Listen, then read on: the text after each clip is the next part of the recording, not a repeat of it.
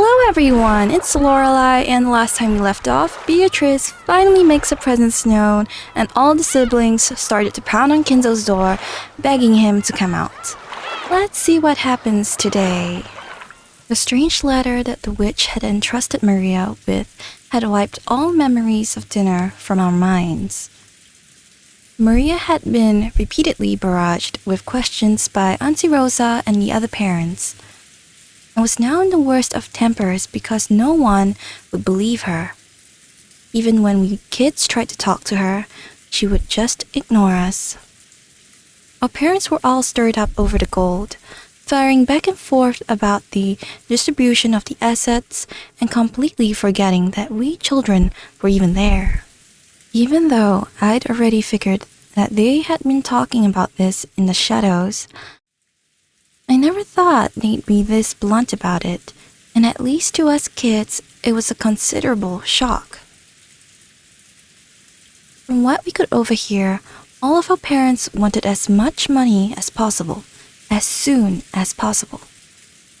Back and forth about grandfather's inheritance. Back and forth about the distribution of the gold if it was found. About advance payments and cash. It was so despicable, I couldn't bear to watch, even though one of them was my dad. It looked like Jessica felt the same way. We left our seats, although no one had asked us to leave, and went to hang out somewhere apart from our parents.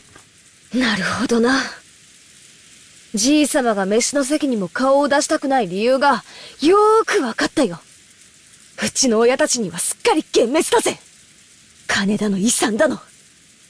よくもまああそこまで大っぴらに。俺の場合はクソ親父に幻滅しきってるからよ。これ以上評価の下がりようがないぜ。Battler's still trying to cheer up everyone's mood. そんなの私だって同じだぜ。しかし、今夜のには呆れたぜ。心底呆れたぜ。Jessica looked down at the floor, irritated. She was always talking about how bad her parents were, but maybe she hadn't really felt that way deep inside. I could realize that from the depths of Jessica's shock.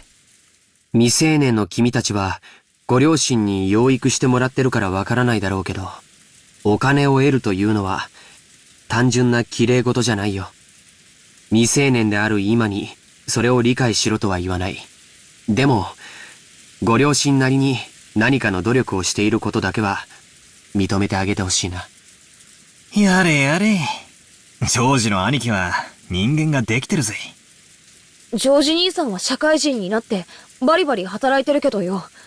金とか財産とか、そういう話になったら、うちの親父たちみたいに強欲むき出しのハゲタカになれるってのかよ。自分だけの話だったら、そんなことはしたくないよ。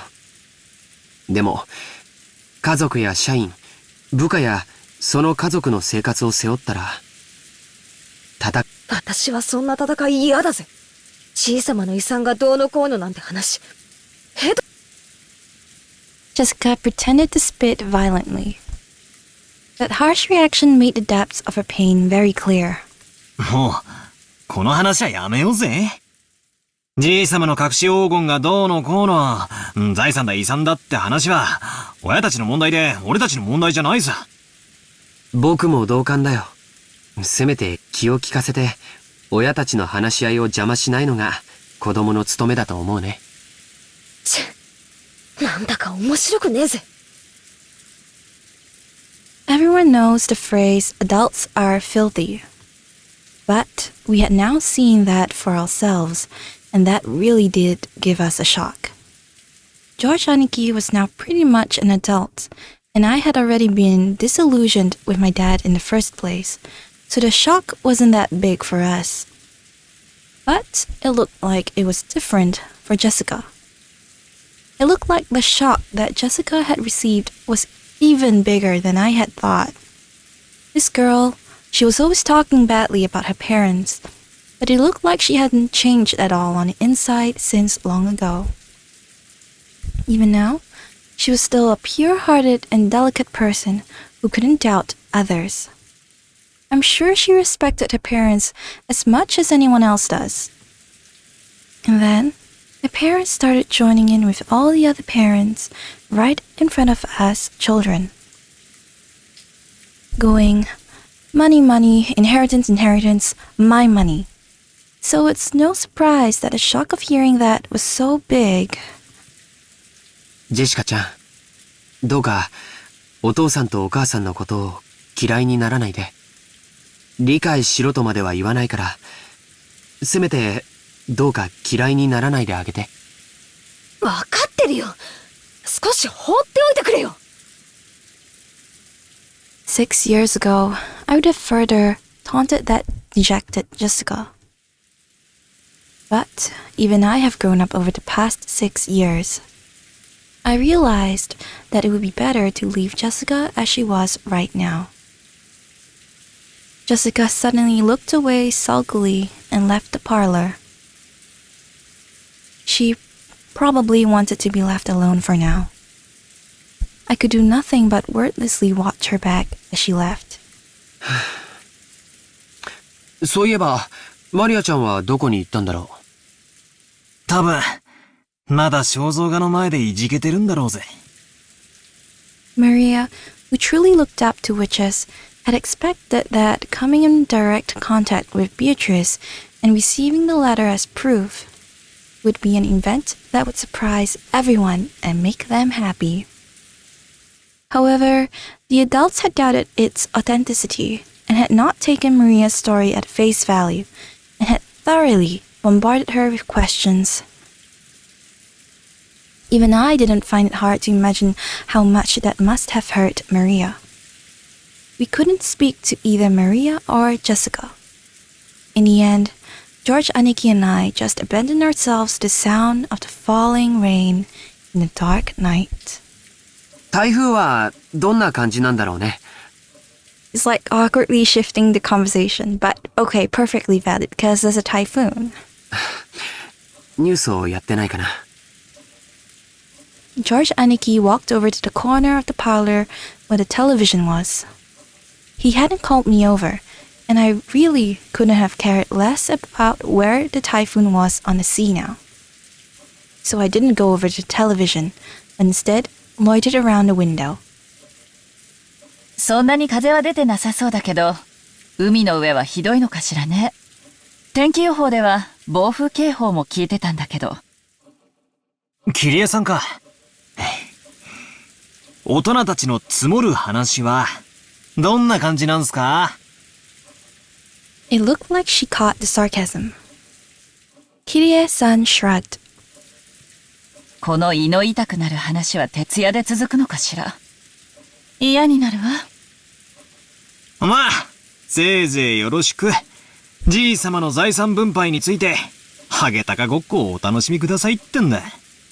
最低の気分だぜ。それに関しては同感よ。バトラ君みたいに席が外せるなら、私もそうしたいわ。でもそうもいかない。たとえ発言権がなくてもね。パートナーも大変よ。Kirie-san sighed, smiling bitterly. Well, yeah. They probably won't let Kirie-san, who married into the family, speak. Still, as Dad's partner, she has no choice but to stay by his side and support him. But they let Hideyoshi speak. Is it because he's a man? Being in the line of fire, she must be having to bear far greater mental pressure than me. I wasn't going to apologize, but realizing that I had spoken too harshly, I cut the sarcasm for the time being. どんな感じなんすか？相変わらず、謎の魔女ベアトリーチェの話題で持ちきりですか？まあね。あの人たちは、おじい様が亡くなった時の遺産分配について、兄弟4人で話をまとめようと、ずっと密約を重ねてきた。そこへ未知の5人目が現れて、話をややこしくしようって言うんだから、穏便な話のわけもないわ。互いを罵り合ったり、かと思えば共闘しようってことになったり。夏日姉さんでなくても頭痛がしてくるところよ。On the one hand, they all wanted a larger portion than the other siblings, so they were all rivals. But on the other hand, they didn't want 1 yen to be snatched up by anyone other than the siblings, so they were all allies. I couldn't get her to tell me the details, but they were apparently arguing on and on about their ceasefire agreements and rules to prevent anyone from getting ahead. The situations under which their portions would be protected, and what legal measures would be taken in the worst-case scenario. By this point, my emotions had shot straight past disgust, and now I perceived them as a force to be reckoned with. ってことは、さしずめ。ベアトリーチェはじいさまからの資格ってとこですかね。自分抜きで遺産の分配なんて話を勝手に進めてた息子たちに、一泡吹かせたかったんだろうぜ。何者かしらね、ベアトリーチェって。自称してることが全て本当なら、今日まで誰にも知られずにいた謎の人物で、しかもおじいさまの隠し黄金の存在を知っていて、その上当主の指輪まで委ねられている。相当に信頼された人物ね。さすがにほうきにまたがった魔女だとは思わないっすけど、でも魔女と呼ぶに値する怪人物であることは間違いないっすね。マリアちゃんがそのあたりのことを詳しく話してくれればいいのだけど、みんな小さい子にがっつきすぎだわ。Yeah, that's true. すっかり怯えてしまって、聞けるものも聞けなくなってしまった。あの人たち、北風と太陽とか読んだことないのかしら。確かなのは、マリアがベアトリーチェと名乗る人物から手紙を受け取ったこと。自分で現れて直接話せばいいものも、手紙を託して今もどこかに身を潜めているっていう、シャイな怪人物ですけどね。ねえ、バトラ君。ベアトリーチェなんて人物が本当にいると思う？さあ、あくまでも偽名じゃないっすかね。じいさまの代理人として、その妄想の中の魔女の名を名乗ることを許された、とか。そうじゃなくて。今この六軒島には全部で18人いるの。Getting kind of scared. Especially with that change in music. 19人目が存在すると思う？ Are there really a whole 18 people on this island? Wondering about that. 19人目が存在すると思うって。Are there really a whole 18 people on this island? Wondering about that, I began counting on my fingers, and it really did come out to 18 people. That's what I did too, to calculate how many people there were in the beginning, but I didn't get 18. Do I think that a 19th person exists, you say? どういう意味ですか？言葉通りの意味よ。マリアちゃんに傘を貸した人物は私たち18人の中にはいないらしい。なら19人目がいて、その人物がマリアちゃんに傘を貸したと思うのが妥当じゃない？ま、そうなりますね。ならその人物は今どこにいるの？少なくとも雨が降り出した瞬間には島にいた。そしてその後はどんどん天気は悪化して、とても船なんか出せない状態。となれば、その人物はまだ島の中にいて、どこかで雨宿りをしていなくてはならない。私たち誰の目にも触れずね。確かに。俺たちは屋敷やゲストハウスの中を勝手にうろつき回ってましたが、誰も19人目なんかには会ってないわけですよね。でもまあ、これだけの広さのある島ですし、屋敷やゲストハウス以外に雨宿りできるところだってあるのかも。At about this time, I began to realize what direction Kyrie-san's doubts were taking us in. Kyrie-san was denying that a 19th person existed. Beatrice was one of us 18. Oh my god, I didn't expect this development. In other words, she thought that someone we knew well was using her name. ベアトリーチェが自称する通りなら、その人物は間違いなく最高の賓客よ。おじいさまが信頼する最高の腹心。そんな人物をおじいさまが歓待しないわけがない。お屋敷に迎え入れないわけはないのよ。That's true. Oh my. でも、私たちは誰も見ていない。待ってくださいよ。それはちょいと性急な推理じゃないですか？確かに、誰の目にも触れてはいないけれど、だからって19人目を否定することにはならないんじゃないですか？ I agree with Battler here because, I mean, yeah, you can't say that that 19th person doesn't exist, especially given how big this island is. 何かの理由があって、こっそり上陸してずっと隠れているのかも。悪魔の証明ってやつっすよ。いることを証明するのはたやすい。ベアトリーチェってやつが俺たちの前に現れて挨拶すりゃ解決する。でも19人目がいないことを証明するのは不可能っすよ。バトラ君の推理の仕方は悪くないわ。現在の状況では19人目の存在を認めるにも否定するにも情報が足りない。でもね、チェス盤をひっくり返して考えると、ほぼ19人目はありえないって断言できちゃうのよ。Flipped over the chessboard was one of Kirie-san's favorite phrases. I had also been influenced by those words and used them myself from time to time. When you get stuck trying to find a move in chess or shogi, by flipping the board over and looking at everything from your opponent's standpoint, you can often see a strategy that would give you the upper hand. Derived from this, it means that to think by putting yourself in your opponent's shoes. いい？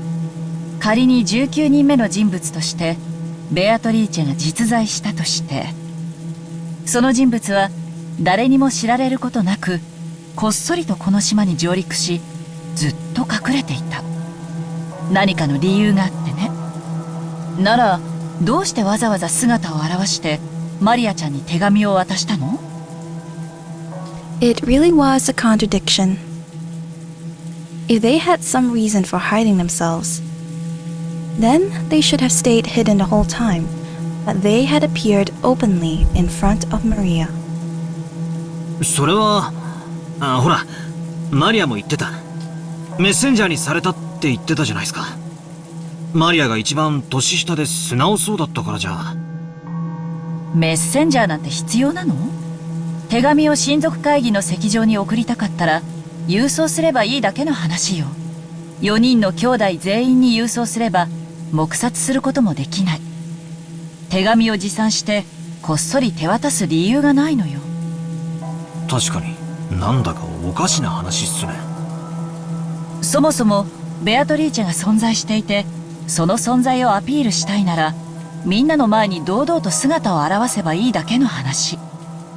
なのに現れず、マリアちゃんという小さな子を通しておぼろげな輪郭だけでその存在を主張しようとする曖昧さ、矛盾。もっと考えて。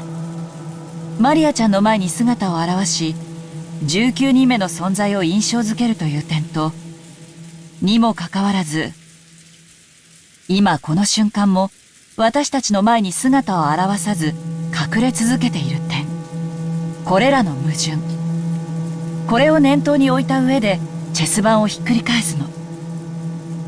This is so much for me. つまり19人目の人物としてベアトリーチェがいると印象づけたい人物の目論みは何かよ。 Maybe cause then there'll be more people fighting for the goal? I don't know. 姿を隠したい人物ならその存在をアピールするわけがない。そして姿を現したい人物なら手紙を託すなんて遠回しをするわけがない。ってことは簡単よ。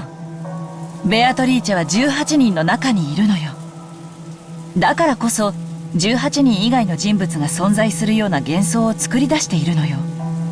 これ見よがしな19人目のアピール。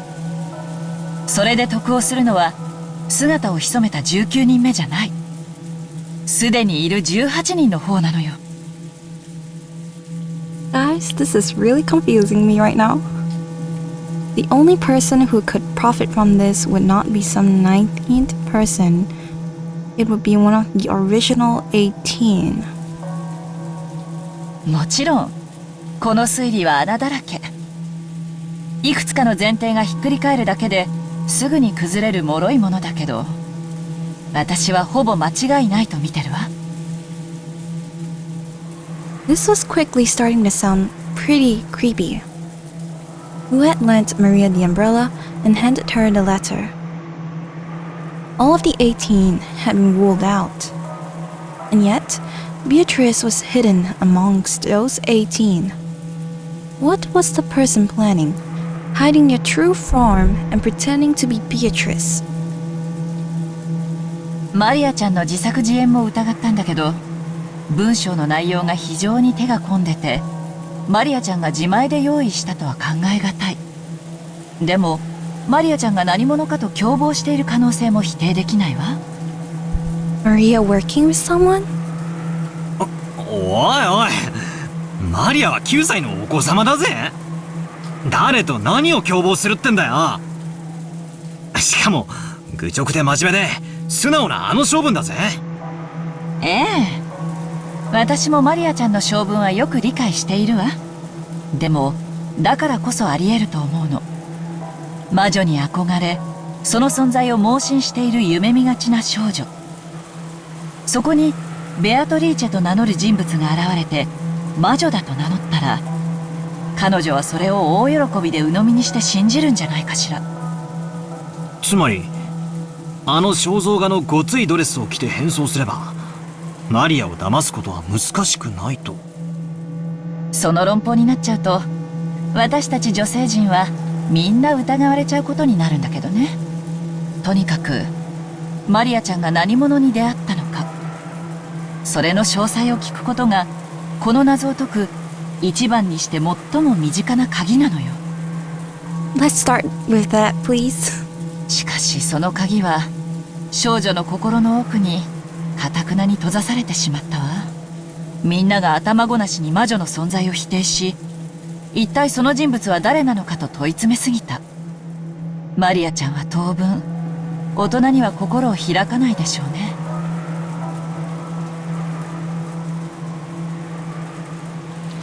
In the dim hall, in front of the portrait of Beatrice, Maria was sobbing. Sobbing? No. Aww. My heart is really aching for Maria right now.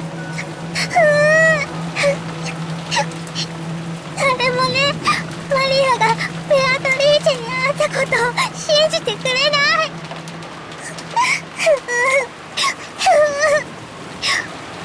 ベアトリーチェとくれた手紙も見せたのに、それでも信じてくれないの。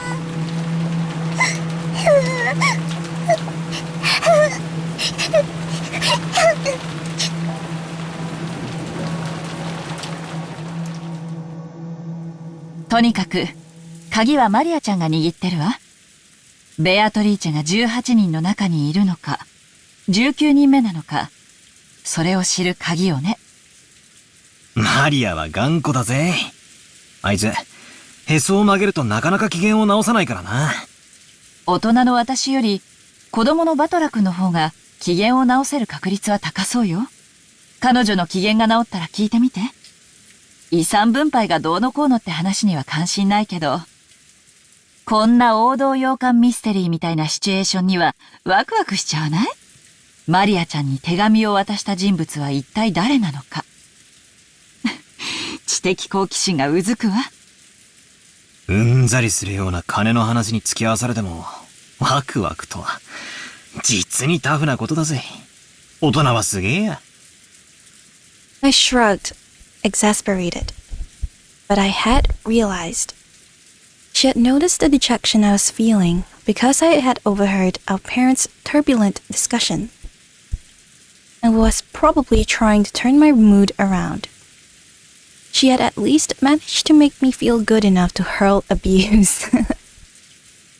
She wasn't my real mother, so I never felt like calling her mom.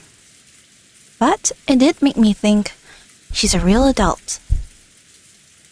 おうガキども、ここにいたのか。キリエも長え化粧直しじゃねえか。俺も次からは化粧をしてくることにするぜ。I'd love to see that. ごめんなさい。女の化粧は長いのよ。どう？兄弟水入らずの話し合いは。さぞや和気あいあいとしてるだろうよ。Kirie-san poked a weak spot under my arm with her elbow. 一度頭を冷やそうってことで小休止さ。こりゃ夜通しになりそうだぜ。泣けてくれ。His way of talking hadn't changed, but he couldn't completely hide his fatigue. I couldn't say I was sympathetic, and he looked pitiful compared to his normal, energetic self. しかしひでえ雨だな。ゲストハウスに戻るのも嫌になるぜ。夏日姉さんが屋敷で泊まれるよう準備してくれたらしい。どうする？3階になった時に考えてもいいんじゃない？部屋に戻る体力もなくなってたら、その時はお世話になりましょうよ。そうだな。その時に考えりゃいいか。バトラーはどうする？俺がいちゃお邪魔だろうからよ。気使って向こうに戻るぜ。So, go back to the guest house? そうか。すぐ戻るのか？さあな。一人で戻ったって寂しいしよ。子供全員で揃って帰ることにするぜ。そうだな。そうするといい。それで、バトラー、お前、今夜はそうは簡単には寝ないだろう。多分、いとこたちとおしゃべりしてるだろうからな。夜更かししそうな気配はあるぜ。それがどうかしたのかよ。そうか。もし、大人たちの会議が終わってお前がまだ起きてたら、ちょいと家族でしたい話があるんだ。I did think he was talking a bit serious. なんだよ。柄にもねえな。Apparently, Kirie-san was thinking the same thing. What are you talking about? She asked him in a small voice. It looked like Kirie-san didn't have a clue what Dad was talking about either. キリエにも聞いてもらいたい話だ。後で話すから、今は聞くな。頼む。I don't think there's anyone who ignores their family as much as this old bastard. And this was the guy that was asking us to have a talk as a family. Both Kirie-san and I couldn't help but get wide-eyed. そうビビった顔すんなよ。ビビりてえのは俺の方なんだ。何しろ。At that point, he swallowed his words for an instant. I don't remember Dad being the kind of person to artificially drum up suspense. 気持ち悪いぜ、親父。今、家族は全員揃ってるじゃねえかよ。もったいぶらずに言えよ。I'm curious. 俺は多分、Dying? 今夜、殺されるだ。Oh my god. Why? There was a huge crash of thunder. It must have been really close. Dad's expression, brightly illuminated by the lightning, was burned into my eyes. Dad's face, which always looked so sure of itself and which always wore a taunting expression, was, for some reason that I couldn't explain, strangely frail. It was so worn out that he looked like a different person. は？ That's my expression too. 何言ってんだよ、柄でもね。同感よ。どうしたの？急に弱気ね。あなたらしくもない。俺も化粧直しに行ってくる。ついてくんなよ。She's not gonna explain it? Dad turned away, weakly. After that, only Kirie-san and I were left, still wide-eyed. なんだってんだ？今夜殺される？まさか、あの妙な手紙のせいで、親父ビビっちまったのか？連続殺人者の映画の見過ぎだぜ。Kirie-san didn't answer my light-hearted words and continued to stare at my dad's disappearing back. バトラ君はルドルフさんに今話せと言ったら話さず立ち去った。みんなに話すことがあると言い出しながら答えなかった。どうして？チェス盤をひっくり返す。She's applying this logic here too? すると。話すと言っておきながら話せない矛盾。なんすかね。親父側から見ると何か見えてきますか？ええ、見えるわよ。話したいことがある。でも自分から言い出す勇気がない。だから追ってきて俺に話しかけて聞き出してくれが正解ね。Oh, I see. ついてくるなも逆の意味よ。ついてきて俺を問い詰めてくれが正解。まったく甘えん坊さんなんだから。そういう推理でいいんすか？そんなめちゃくちゃな。名探偵や名刑事が男女の気持ちや心を推理できる？できないでしょ？異性の気持ちを探るのは何次元のトリックを暴くよりはるかに高度な技術なのよ。私に言わせれば名作推理小説より恋愛小説の方がよっぽど難解なミステリーなんだから。はあ、そういうもんすかね。私はあの甘えん坊さんと一緒にいるわ。普段は虚勢を張ってるけど、今夜はかなりの激論で疲れ切ってる。誰かに寄りかかりたい気持ちなんでしょうね。それに応えるのがパートナーの役目よ。はあ、そりゃお熱いことで。じゃあ、うちのクソ親父の世話をよろしく頼みますよ。ええ、任せておいて。As Kirie-san departed, I called out to her. え？何？いや、ありがとよって。おかげで、陰鬱な気分がだいぶ晴れたぜ。You know, is Battler not going to follow her to talk to Rudolph? ならよかった。コミュニケーションは大事ね。After answering with a wink, Kirie-san followed after Dad.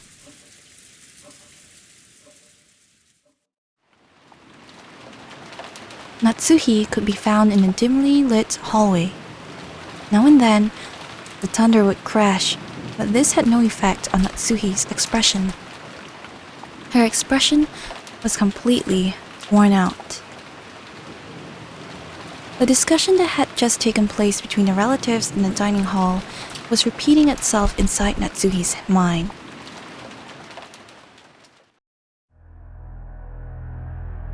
Beatrice had proclaimed that in addition to the gold, the headship and all of the assets of the Ushiromiya family would be given to the person who could solve the riddle. In other words, she planned to undermine the absolute guarantee that Krauss, as the oldest brother, had to succeed the family head. Originally, the other siblings had absolutely no chance to succeed the head. To them, this proposal by Beatrice was extremely desirable. It was obvious that they would accept Beatrice's proposal. Even without playing clumsy detective games, she knew that this so-called 19th person, Beatrice, couldn't exist. This was a message employing a fictional character called Beatrice as a messenger. It may as well have been written in Kinzo's own writing.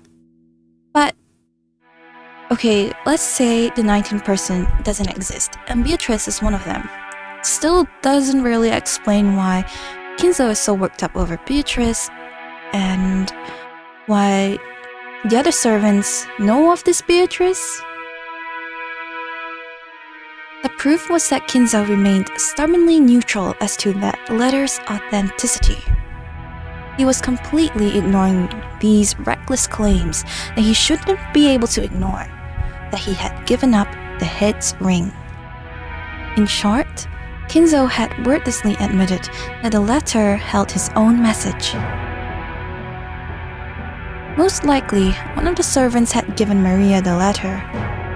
Kinzo had probably worked out an elaborate plan where the dress from the portrait would be prepared, and someone, probably Shannon, would be made to wear it and deliver the letter and the umbrella. By doing that, you could make it seem like the witch from the portrait actually existed. No, if anything, that is why you could be certain that Kinzo was behind all of this. In that case, it was just as if Kinzo had butted in on the siblings' private discussion. And by announcing that he would give everything to the person who could solve the riddle, Kinzo had weakened Krauss' overwhelming advantage. Now, it was certain. Kinzo had listened in on the siblings' discussion in the parlor earlier that day. So he had known how Krauss had staved off the attacks by the other three, and to make the scales of the battle go back into balance, he had sent out this strange letter which benefited the other three. Eva and Rudolph had dragged Rosa in, who had a weak position among the siblings because of her age, and they were trying once again to overwhelm Krauss 3-on-1 and push through their crazy reasoning. And so they had resumed what had once been a nearly decided conflict and were repeatedly pressing Krauss to pay them a large amount of money. Talk about the advance payment, which had been denied once again already, was being brought up again under the terms that all of the siblings would guarantee Krauss the succession to the family head. Of course, even without the story about the hidden gold, the Ushiromiya family's store of wealth was vast. Just that store was worth more than enough by itself. Even if the hidden gold was buried forever, along with Kinzo's death, there would be more than enough to satisfy. Therefore, even if they had no interest in the gold itself, there would be lifelong fear that on the off chance that someone found the gold, that person would be granted the position of the family head. And this kind of Achilles' heel would definitely be taken advantage of by someone sooner or later. The only person with this fatal weakness was the successor to the head, Krauss. The other siblings had they had been told by Kinzo about something that only Krauss could lose, and they had thoroughly taken advantage of that. Natsuhi, as Krauss' only ally in his painful position, and as his wife, had believed she was fighting alongside him. She kept trying to point out to him that the existence of the gold itself was a farce, and that there was no need for him to compromise. Krauss had always told Natsuhi. He had told all of the siblings. He had always said that the hidden gold was nothing more than a fiction created by Kinzo. Therefore, Natsuhi had believed that as his wife, and on the foundation had supported her husband. Yet her words would not reach him. Even though she was fighting so hard and lending all of her strength, he continued to fight by himself and was trying to compromise with the other three siblings. Wondering why she could not be of use to him, Natsuhi felt sorrow, shame, and then anger. It happened when everyone decided to take a short break to cool their heads. Natsuhi had flared up against Krauss. Enraged, she asked why she could not be useful to him. He had told her that he wanted to talk about something and had invited her into one of his private rooms, which she was normally not allowed to enter. That room had been sealed with a heavy-looking padlock, and just by looking at it had given her an uncomfortable feeling. It's making me scared too. 他の3人の言うことも、ベアトリーチェを名乗る不審人物の言うことも、何も気にかけることはありません。黄金など所詮は、お父様が生み出したまやかし。それを見つけられることなどあるわけがない。あなたが跡継ぎであることは盤石です。何を恐れることがあるのです。Krauss removed the padlock on his door. He then motioned for Natsuhi to enter. 入りたまえ。何ですか？見せたいものがある。君に初めて見せるものだ。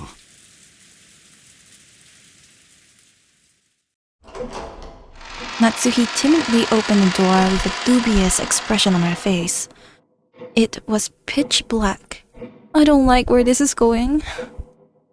She searched for a switch to turn on the lights, but since this was the first time in the room, she didn't know where it was. Krauss entered behind her, pushing her in, and closed the door before making any attempt to turn on the lights. The two were swallowed up by the darkness. My heart is beating very fast right now. Only the sound of Krauss locking the door rang out through the dark. これは何事ですか？明かりを。今つける。待ちたまえ。True to his word, Krauss pushed a switch on the wall, and a flickering light turned on and lit up the room. それは。Natsuhi had her breath taken away. The room had no windows, and at a glance, it appeared to be empty. In the middle of the room, a small round table had been set, and the lights brightened only that table, as if it were the leading part in a play. Laid out on top of the table was a red tablecloth of elaborate design, covered with dust. And on top of that, something about the size of a grown man's arm had been set down. Something? That something took Natsuhi's breath away. Gold? 凄まじい純度を持つ黄金のインゴットだよ。こいつがなければ誰も黄金伝説を信じはしなかった。So it's real? It was an ingot of solid gold. Even in a faint light, it sparkled with a noble and dignified gold glint. こいつはまともなインゴットじゃない。このインゴットを鋳造したのが国内なのか国外なのか、それすらも私にはわからないんだ。It takes a high level of skill to make the purest of solid gold ingots. And in order to verify that purity, it is standard to have the original foundry and the name of the bank that guaranteed it imprinted on gold. However, this ingot did not have that kind of seal. This mysterious gold bar had come from an unknown foundry. ここを見たまえ。怯えることはない。こいつはただの金塊だ。Natsuhi, following Krauss's words, timidly approached the ingot. そこだ。Krauss pointed at the surface of the ingot. Natsuhi concentrated on that section. Right there was a thin imprint of the one-winged eagle crest. Natsuhi's breath was taken away once again. そうだよ。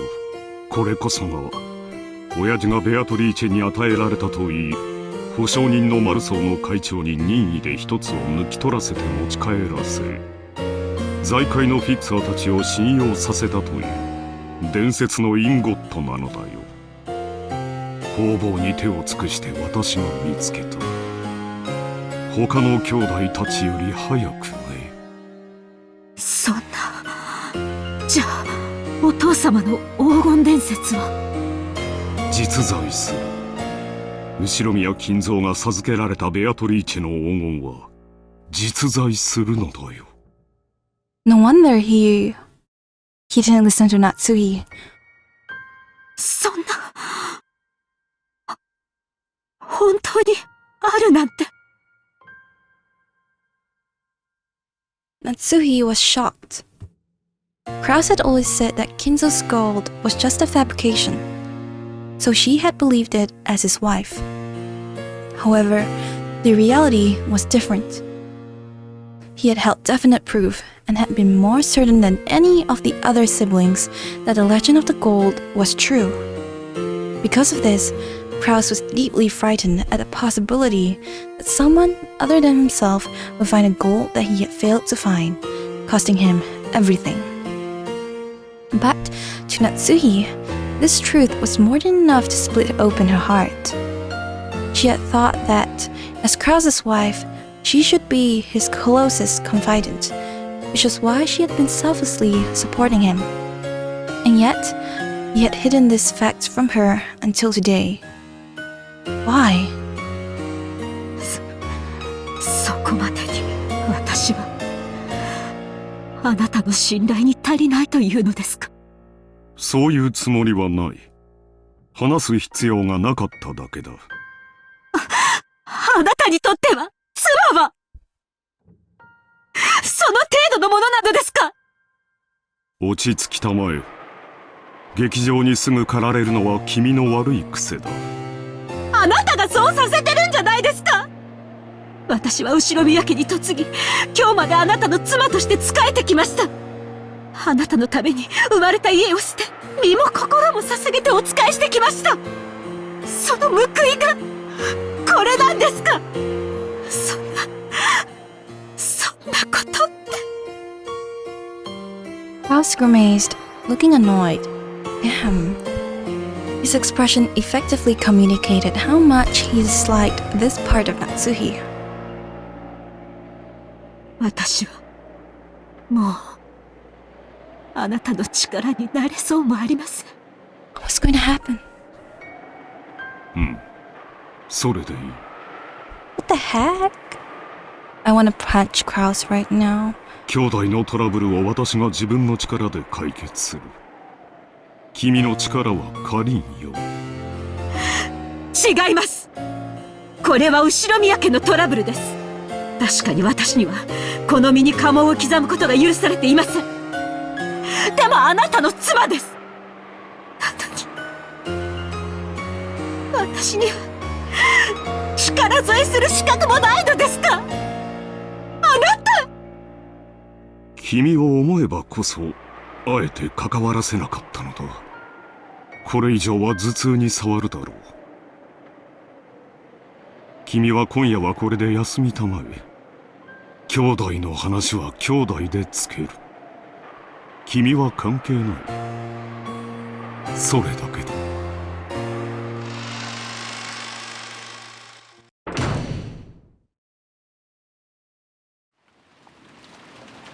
A dull headache tormented Natsuhi. No matter what medicine she took, no matter what scents she burned, it wouldn't heal.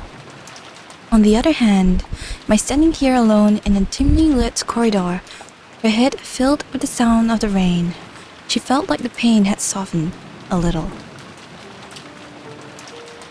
I may have been Natsuhi, but I was not Ushiromiya Natsuhi. Denigrated as being a sorry excuse for a wife, verbally abused for not even being able to take care of that. Even so, I tried to perform the duties of a wife but had been rejected even by my husband. I did my best raising my daughter as though it was the last job left to me. However, my anger and sadness, having no place to go, caused me to subconsciously strain that relationship too. Because I have been excessively strict in Jessica's education, I am thoroughly disliked by her. Jessica despises me for not being interested in anything but grades. There is no longer anything I can do for the Ushiromiya family.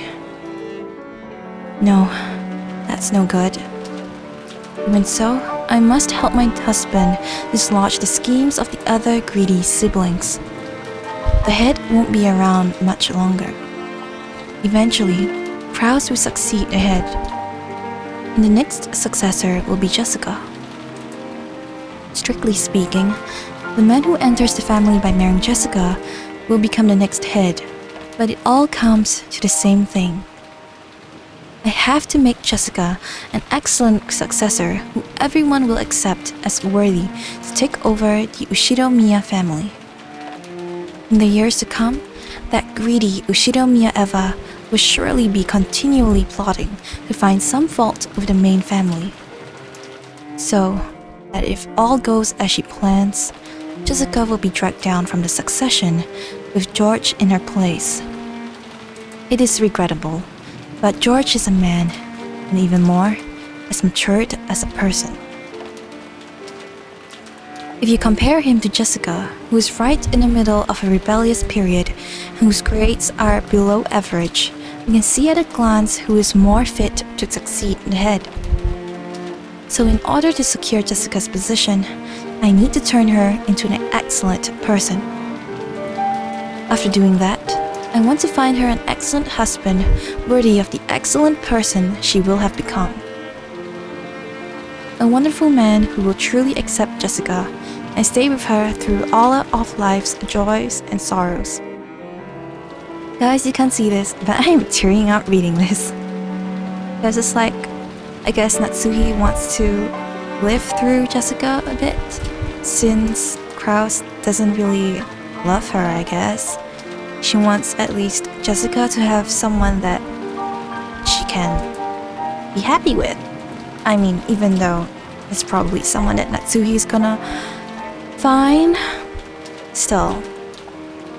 I feel so sad for Natsuhi. Was that Natsuhi trying to entrust her daughter with fulfilling some desire of her own? Natsuhi thought back to the days when she had no choice but to marry into the Ushiromiya family because of that unavoidable fate. She had tried to block that from her memory. She had consciously forgotten that and had actively attended to the life she had been given as Ushiromiya Natsuhi. And this was a new life she had built.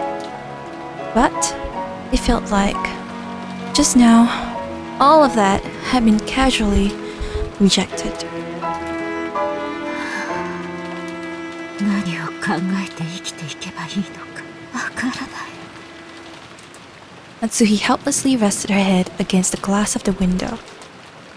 The glass, cooled by the raindrops beating against it, was somehow refreshing, and even though he had no emotions, right then it seemed to be the only thing that could understand Natsuhi.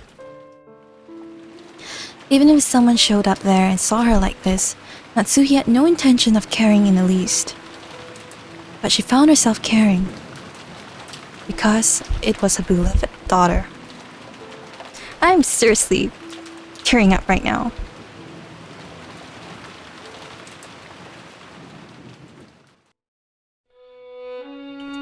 Ka 母さんか。なんだよ、こんなところに。幽霊かと思ったぜ。Just like always, her words were rough and not at all like a girl's. Instinctively, words of rebuke rose to Natsuhi's throat. However, they did so only weakly, and so she was able to prevent them from escaping her lips. ジェシカ、ごめんね。母さんは頭痛がひどいの。そっとしといてくれる？そう。Jessica was more than slightly disconcerted by this first ever sight of feebleness from her mother. Until just now, she had been filled with contempt for all of the parents, including her mother. But now, not the slightest bit of that feeling remained. All of it had been wiped out by her mother's completely exhausted face. In its place, the words that George had told her floated back up in her mind. The parents are doing their best in their own way. They are supporting their family, so they can't afford to keep everything pleasant and have a heavy responsibility to fight. Couldn't her mother have been standing around in this dimly lit hallway because no one had tried to understand that? Jessica didn't like her mother, so she had no instinct to give her mother words of kindness because she looked a little frail. Therefore, in order to give those words regardless, she had to clench both her fists and wrench the words out from the depths of her heart. But I think this also shows what kind of person Jessica is, I guess. Even though she doesn't like her mother, that she still is trying to offer some comfort. Because not all kids will do that. ずいぶん立て込んだ話をしてるようじゃん。お前には関係ありません。よそへ行っていなさい。頭痛ひどい？私、薬もらってこようか。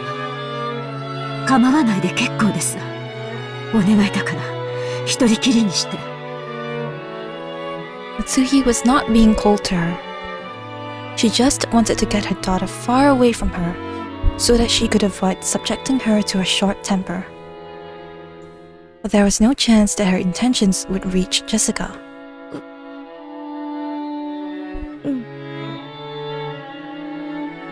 Jessica hung her head, looking sad. Oh, I feel so bad for Jessica too. I mean, I understand Natsuhi, and I guess in this kind of situation, unless, Natsuhi was willing to open up her heart and communicate, then inevitably Jessica is just going to misunderstand. It's so sad for both parties. Looking at the expression, Natsuhi realized that Jessica was trying to muster up the strength to be kind to her mother. She gave her head a small shake to drive away her own unkind feelings. じゃあ私、行くよ。大人の邪魔にならないように、いとこたちと一緒にいるから。じゃあ。お待ちなさい。She called Jessica, about to make her desolate exit, to a stop. 何？気遣いをありがとう。お前を残して寝込むわけにはいきません。よせよ。縁起でもないぜ。心配をかけました。もう大丈夫です。私は行きます。Not all parents would do that, that's for sure. At least Natsuhi is trying. Staying here any longer with such a feeble expression would actually make her daughter feel more uncomfortable. Thinking this, Natsuhi left Jessica with words of gratitude and made to depart. This time, it was Jessica who called out to her mother's back. Natsuhi stopped, turned around, and asked what she wanted. But Jessica herself didn't know why she had stopped her mother. For a while, she muttered to herself with a slightly forced smile as she hesitated over what to say. She was poking around in her pocket when her hand touched something, and she took it out. さ、母さん。私さ、今日、お守りもらったんだよ。なんだっけな。魔除けだったっけ？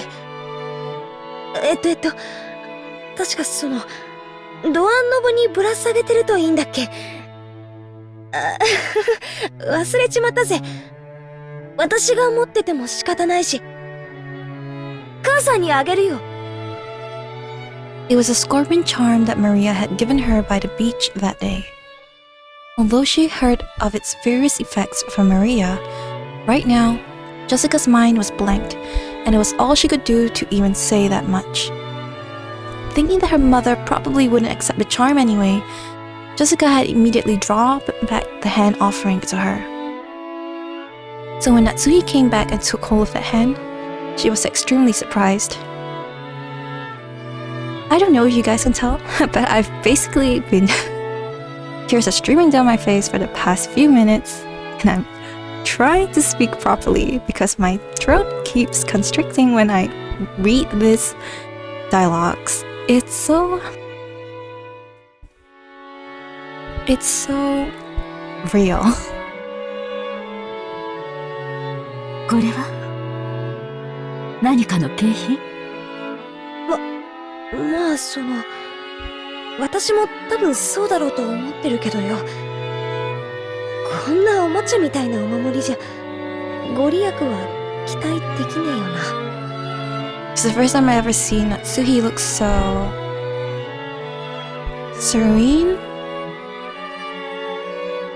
But her mother took the scorpion charm from her grip. ありがとう。大切にします。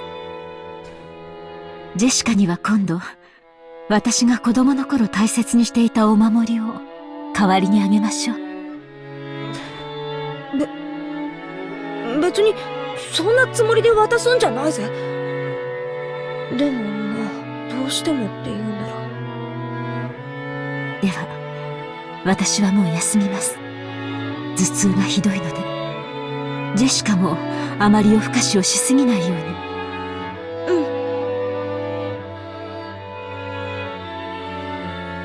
I'm glad that this ended at least on a somewhat happy note. Natsuhi put the charm in a pocket and turned away. She then disappeared into the dark hall.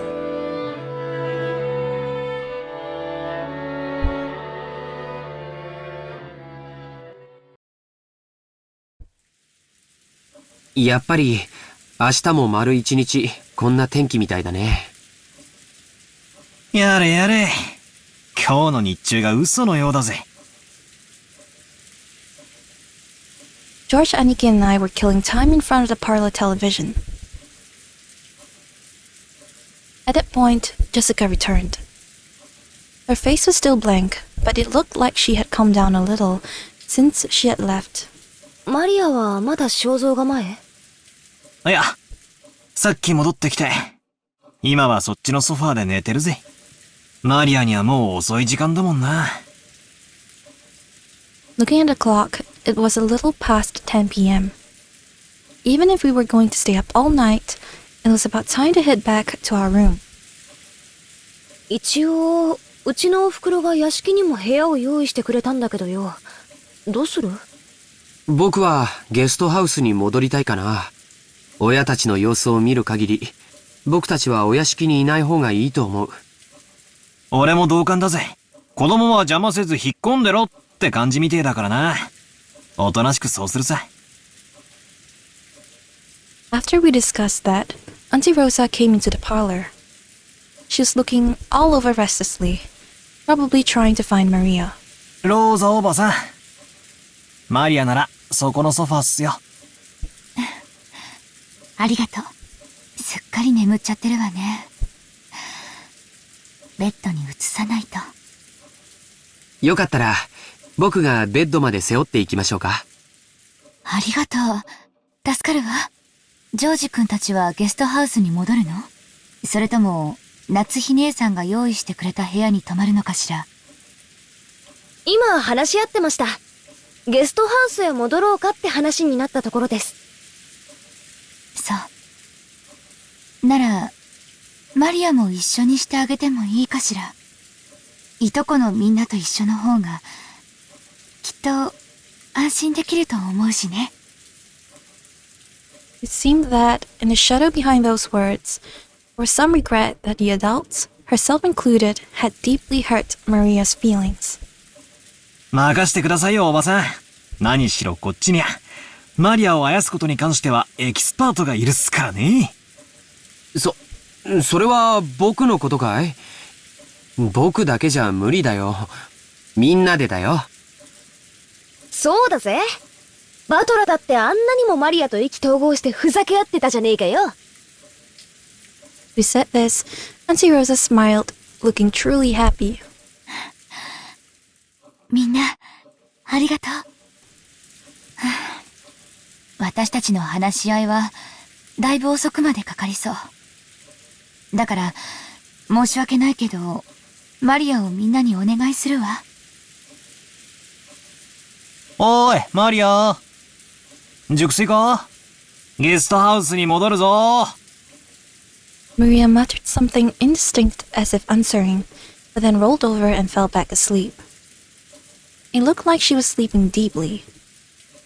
すっかり寝込んじゃったようだぜ。起こすのは悪いな。うん。僕が背負うよ。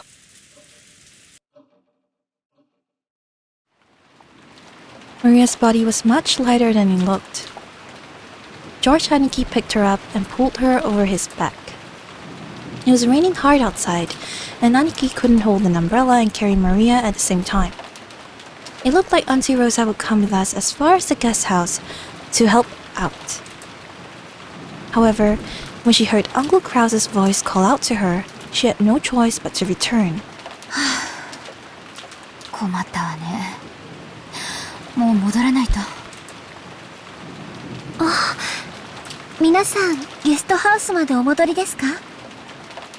After we left the hall on the way to the entrance, the door to the servant room opened, and Shannon-chan stepped out. だいぶ暗くなっておりますので、私がご案内させていただきます。ちょうどよかったわ、シャノンちゃん。ジョージ君がマリアをおぶっていってくれるの。傘をさしてあげてくれないかしら。はい、かしこまりました。Shannon-chan brought umbrellas for each of us and a flashlight to guide the way. As we opened the front door, the downpour was quite terrific. It looked like we wouldn't have any spare time to take a pleasant walk and enjoy the nighttime rose garden. 兄貴、重くねえか？俺が背負うぜ。大丈夫だよ。マリアちゃんくらい背負えるよ。本当にありがとうね。マリアをよろしくお願い。わかりました。じゃあ、おやすみなさい、おばさん。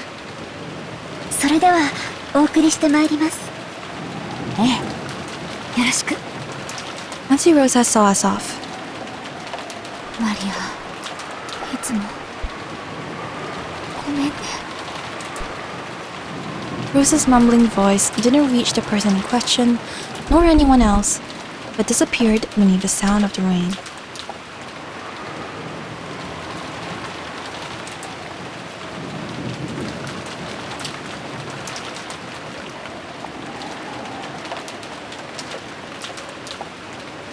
After cutting through the rainy rose garden, we arrived at the guest house.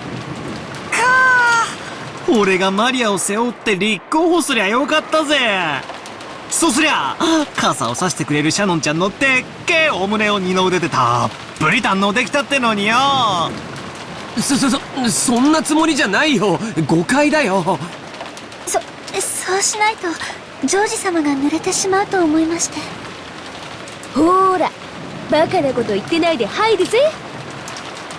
After being nudged by Jessica, Shannon folded up her umbrella and went into the guest house.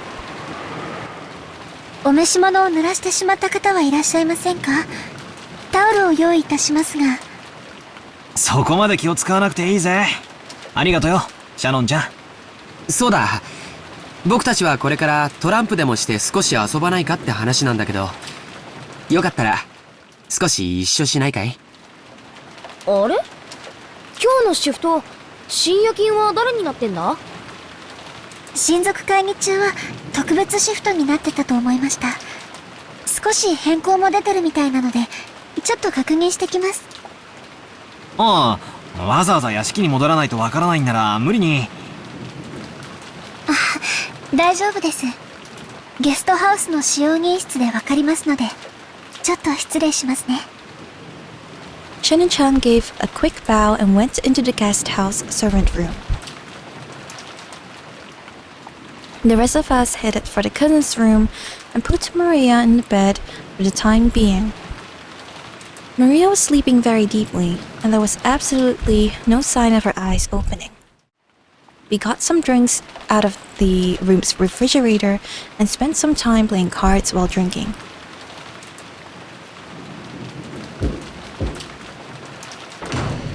あれ？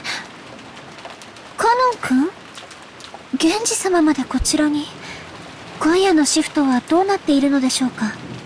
クラウス様の命令があってね、シフトの大掛かりな変更があったんだよ。ゴーダがお屋敷の深夜勤に変更になった。シャノンとカノンはゲストハウスの深夜勤。私と熊沢はゲストハウスに泊まるようにとのご命令だ。This does not seem very good. This is highly suspicious. What is Krauss planning? Goda seems like the kind of person to be easily bribed, so... お前も今夜はこのままこちらにとどまるよう。たった今電話があった。ずいぶん大掛かりな変更ですね。お屋敷とゲストハウスの当番がまるっきり逆になってるじゃないですか。Originally, Shannon and Cannon had been given the night shift at the mansion, while the night shift in the guest house where all of the relatives were staying had been assigned to Goda, who had an abundance of experience in entertaining. Kumasawa had been scheduled to stay in the guest house, while Genji had been scheduled to stay in the mansion. However, it seemed that Krauss had suddenly ordered that the schedule be modified. The shifts at the guest house and the mansion had all been reversed, and Genji was spending the night in the guest house. I wonder if Kinzo has power over the shifts as well? Does he know about it? Can't he overrule Krauss's decision? Or is this all part of the plan?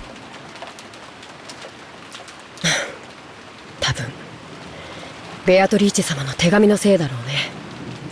多分ってどうして？あんな怪しげな手紙が現れたらクラウス様が僕たちを疑うのは当然だからね。親方様直属の僕たちを極力親族会議の席から遠ざけたかったんだろうよ。Genji, Shannon, and Cannon were all permitted to wear the Ushinomiya family crest, the one-winged eagle, as the servants who served directly under Kinzo. Of course, since they were working for the Ushinomiya family, they had to obey anyone's orders, but their only boss was Kinzo. Since only Kinzo held the right to employ them, even Krauss could not have dismissed them on his own accord. Because of this, they were often viewed by Krauss and the others as Kinzo's underlings, and shunned. And in reality, Kinzo would seldom let anyone other than them enter his study. You could probably call this sudden shift change a clear expression of that sense of distrust. Considering the time Kinzo had left to live, this would definitely be the last family conference before the problem of the inheritance would come up. On top of that, the mysterious letter that had claimed to be from Beatrice had dropped in out of the blue. Krauss definitely wanted to keep Kinzo's loyal subjects away from the table of such a delicate and important discussion. ではすまんが、私は向こうでくつろがせてもらう。もし何かあったらすぐに呼ぶように。今夜のお客様は特別だ。はい、かしこまりました。源氏様。Genji nodded back, went behind a screen, took off his jacket, and slowly began to relax after a day's worth of tension. 今お戻りになられたのはお子様方？親族の方々はお屋敷で会議を。だいぶ長引きそうな雰囲気だったかな。なら気楽だね。これ以上の深夜になって、しかもこの天気。多分親族の皆さんはお屋敷の方のお部屋にお泊まりさ。多分ね。源氏様がいないから言うけど、ゲストハウス行きになってちょっと嬉しかったかな。どうしてだい？意地悪な奥様やエヴァ様から離れられたから？それとも別の理由があるのかい？別の理由なんかありません。そっか。なら二人で深夜勤を頑張ろう。よろしく、姉さん。私ついさっきお子様方にお部屋で遊ばないかとお呼ばれしてて。Shannon hung her head apologetically and made uncertain glances towards Cannon's eyes. Cannon didn't try to meet her gaze and spoke curtly as he sighed. It looked like he didn't plan on indulging his sister. ダメだよ。深夜勤を仰せつかってる。それに僕たち家具には遊びのお誘いは必要ない。わかるね。そんなことわかってます。Shannon dropped her shoulders slightly. She had already expected that Cannon, who considered rules to be very important, would probably say something like that. But even so, she was a little discouraged. As Cannon turned the pages of a logbook, he spoke without facing Shannon. ならお子様方お待たせしてしまってるね。深夜勤に当たってしまったから、ご一緒できないと謝ってこなきゃ。行ってきなよ。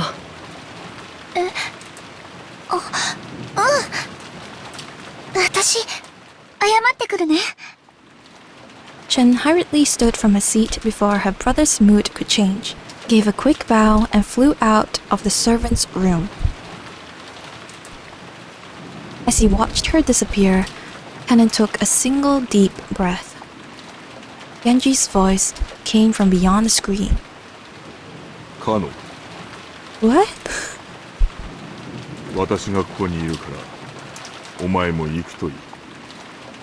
源氏様、誘われたのはシャノンだけです。僕は別に誘われては。その場にいなかったからお声をかけられなかっただけだ。言えばお前も誘われている。たまには子供らしく遊んでくるといい。いえ、僕には必要ない行為です。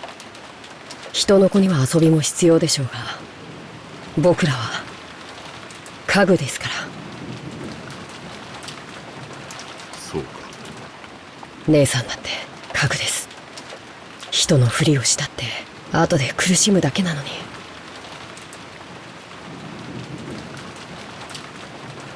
I'm still confused. I don't know. Shannon's words are so cryptic because, like, on one hand, they could really just be actual humans, because, well, I do think they're humans, but he's speaking as if they aren't real humans. And, yeah, I'm just being thrown everywhere with this. 僕はそれが分かっているから、人に近づきたくないだけなんです。Genji did not say anything after that. A few moments passed, and then he stood up. He used a pot of hot water to mix some hot chocolate from powder, and served it to Shannon as well.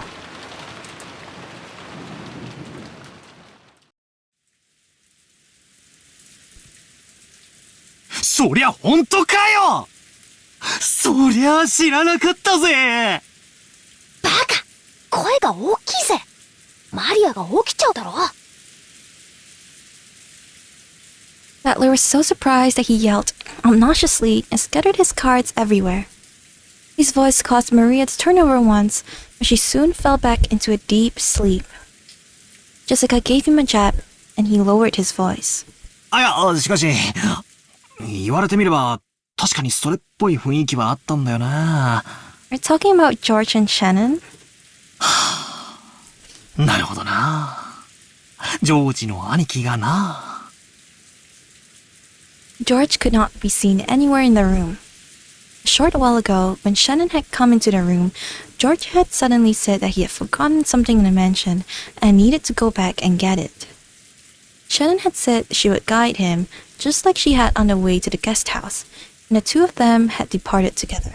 いや、昔からそれっぽい気配はあったんだぜ。But Butler wasn't here to realize that. 好きなものを聞いてきたり、趣味を聞いてきたりさ。単に関心を持つだけにしてはどうも、なんて思ってたらよ。そういや、昔っからジョージの兄貴は、シャノンちゃんにやたらと優しかった気がするぜ。なるほどな。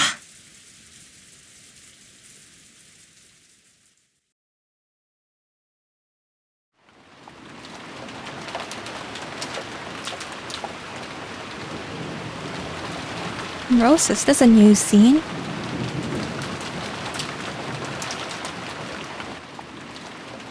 Oh, this is new too. 天気予報によると、今夜が一番ひどいみたい。明日いっぱいも止まないらしいけど、もう少しマシになるそうだよ。そうですか。では、あさってまでは船は来られないかもしれませんね。ジョージ様の月曜日のお勤めに差し支えが出ないか心配です。台風が来ていることは知っていたからね。万一に備えて月曜日には予定を入れなかったから大丈夫さ。こう見えてもスケジュールは先読みできるタイプなんだ。George puffed out his chest, acting proud. Compared to the normally composed appearance that George always had as the oldest cousin, he now looked amusingly like a little kid. Shannon chuckled at this gap. さすが。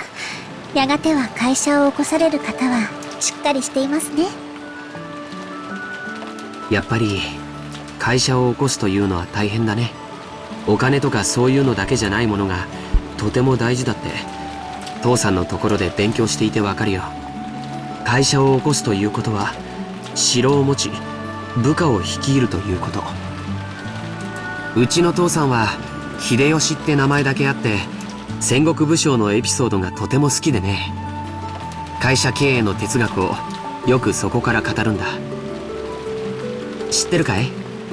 戦国最強の騎馬軍団と恐れられた武田信玄も最初は部下たちの結束がバラバラで統率力をまるで発揮できなかったんだそうだよ。そうなんですか？なんだか意外ですね。信玄は部下たちを結束させるため数々のリーダーシップを発揮してるんだよ。例えば戦場で武功を立てた部下に対しすぐその場で褒章を与えたり、普通こういうのは戦が終わってからまとめてやるものだからね。それを戦場の本陣の中にいながらまめにやり続け、部下の武功を素早く評価しやる気につなげたというのは非常に大きいことだよ。それから部下が病気で伏せった時には誰よりも早く駆けつけお見舞いをしたとかね。武田信玄は戦国最強の騎馬軍団を率いただけじゃない、戦国一の部下思いの人だったんだよ。そんな方だから部下の皆さんもついてきてくれたんですね。The truth was, Shannon had already heard this story several years ago. But when George started to tie his father in with one of these stories, he would always be beaming, looking like he was having a great time. So Shannon did not interrupt, but merely smiled to encourage him to continue. 確かに資本主義の世界ではお金は力で石垣の高さでもある。でもね、戦も城も自分一人じゃ成り立たない。大勢の部下に支えられ、その力を借りて初めて成立するものなんだよ。それを理解してから父さんの背中を見ると、自分がいかに未熟で、父さんがどれほどの切磋琢磨をして今日を築き上げてきたかがよくわかるんだ。ジョージ様はお父様のことをとても尊敬されているんですね。羨ましいです。ごめん。別にそういう意味で言ったんじゃないんだよ。すみません。私も別にそういう意味で言ったつもりは。Two of them awkwardly looked at their feet. Shannon had no parents. She had been brought up in a welfare institute owned by Kinzo called the Gospel House.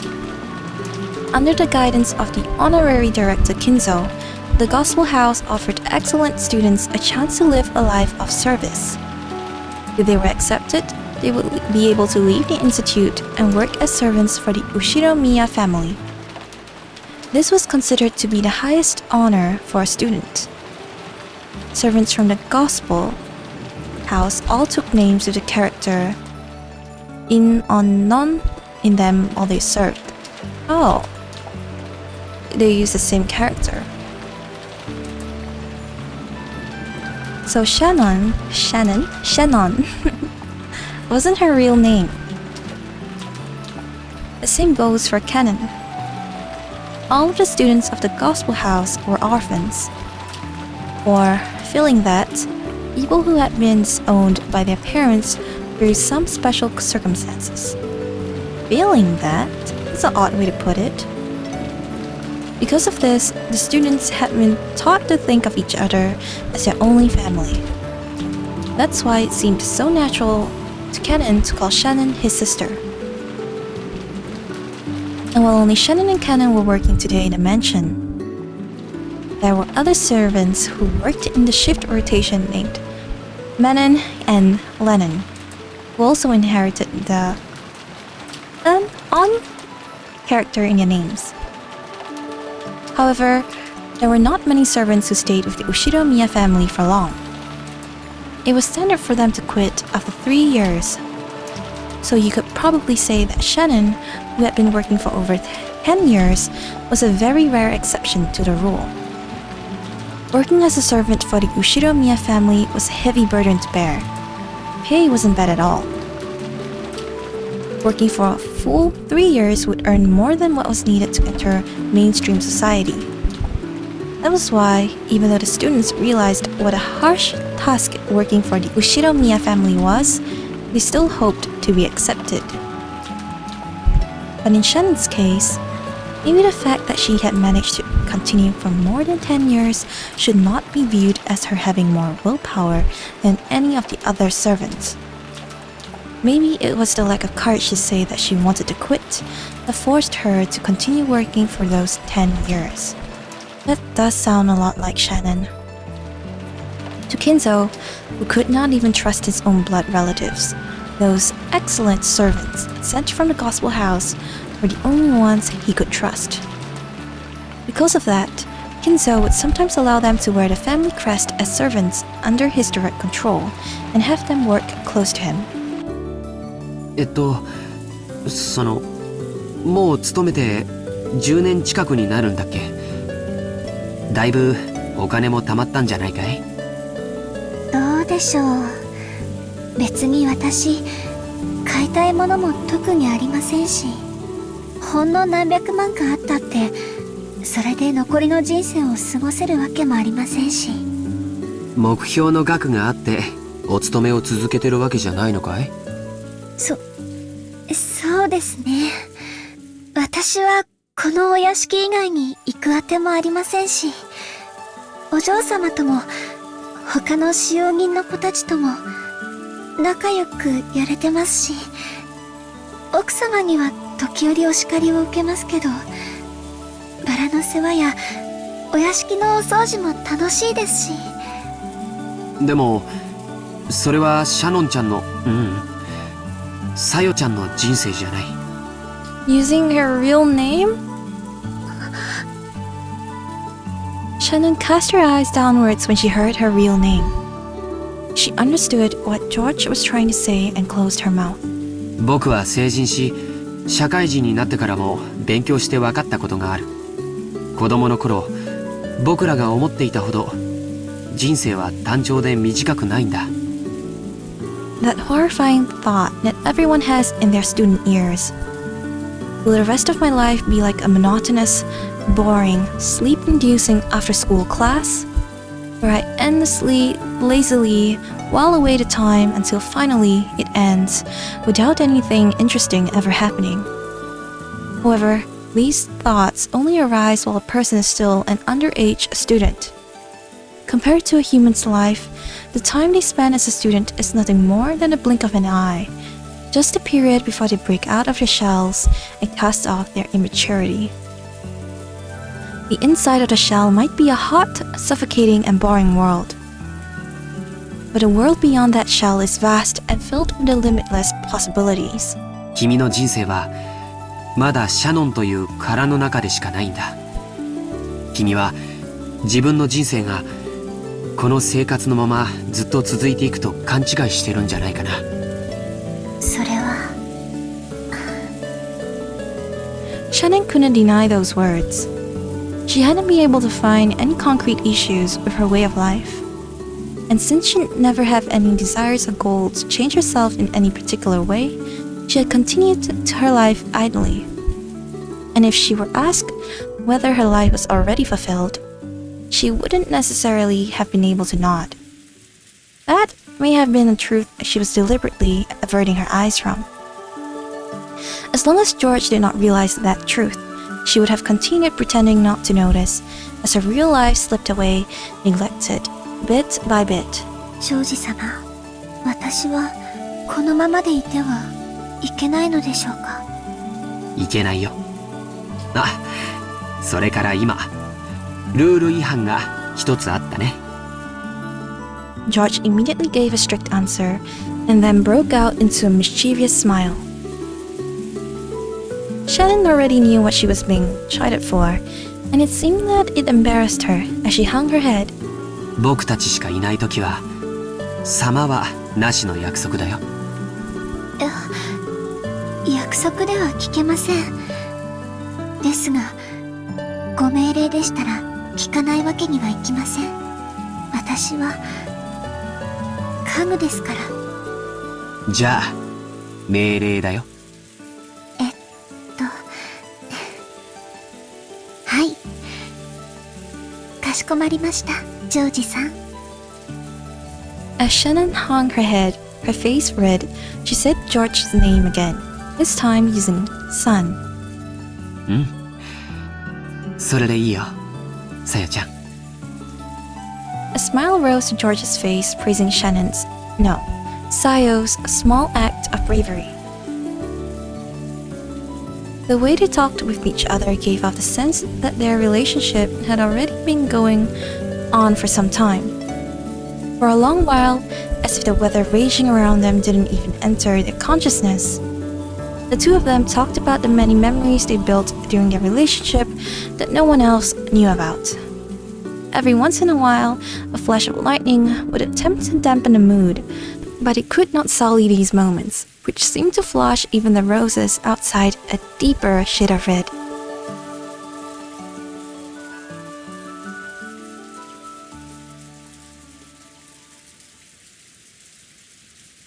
So, そうだ。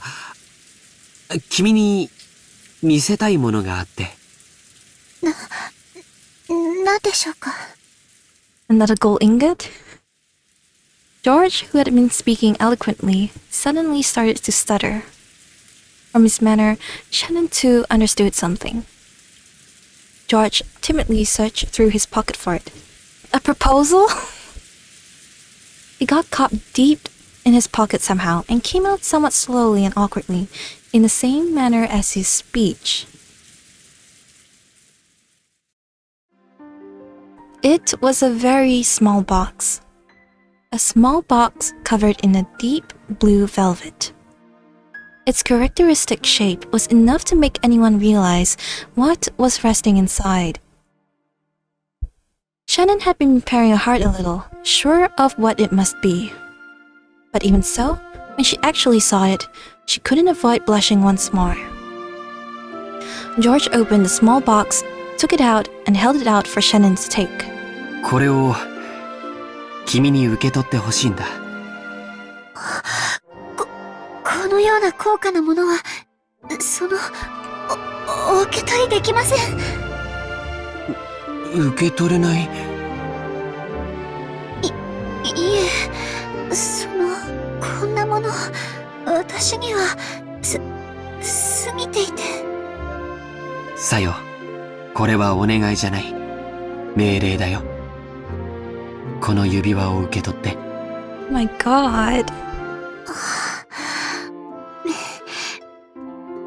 命令では従わなくてはなりません。うん、そうだね。いい子だよ。Shannon, not wanting to show her bright red face, timidly accepted the ring from George's hand while still staring at the ground. That ring wasn't a simple accessory. It was a noble object, which since ancient times was meant to be offered to a special woman with a special meaning. So, while George could order her to take it, he could not order anything beyond that. Anything beyond that would depend not on an order, but on Shannon's, no, Sayo's own will. だから、ここからはもう命令じゃない。さよ、明日までに言葉でない形で返事がもらいたい。わかるね。Oh my. I'm so happy for them.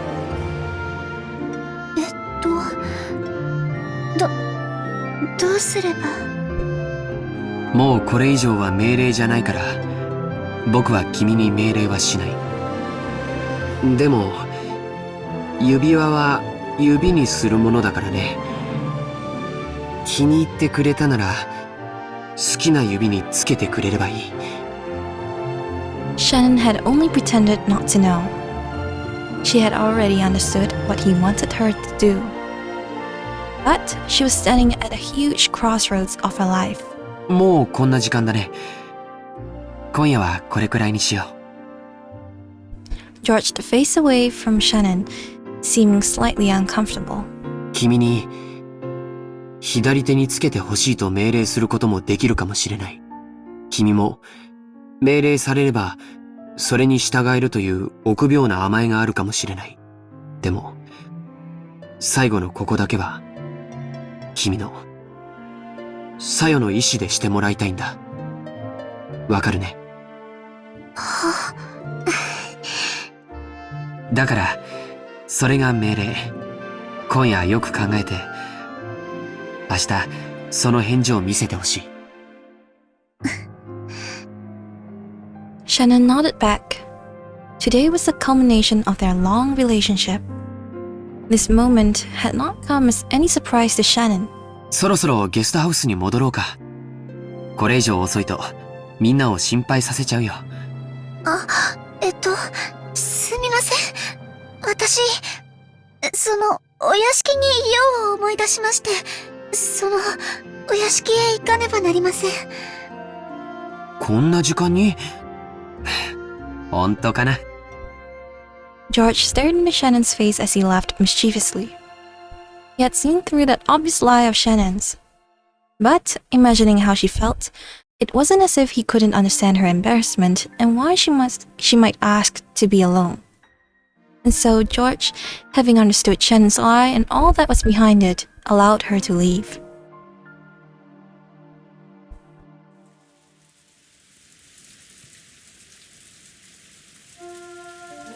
This was a long one.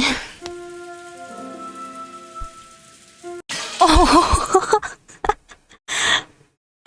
That scared me again. Oh. We're getting closer to midnight. Oh. The time is not stated here. Okay, but we're gonna end here for today. Well, a lot of things happened today. First, Natsuhi and Jessica's rather heartwarming exchange. You know, I really could not stop crying at that part. That really hit hard. Then we have Shannon and George's heart-fluttering conversation. So, I'm really eager to see if, how Shannon will reply to that. But guys, I'm still hung up on what Rudolph said, which was murder. He says that he's going to be murdered tonight. Why does he think so? Or is it just a ruse? Well, I think we'll only find out next time, hopefully. Anyway, thank you for watching. If you like this video, please give it a like and subscribe if you want to. I'll see you next time and bye!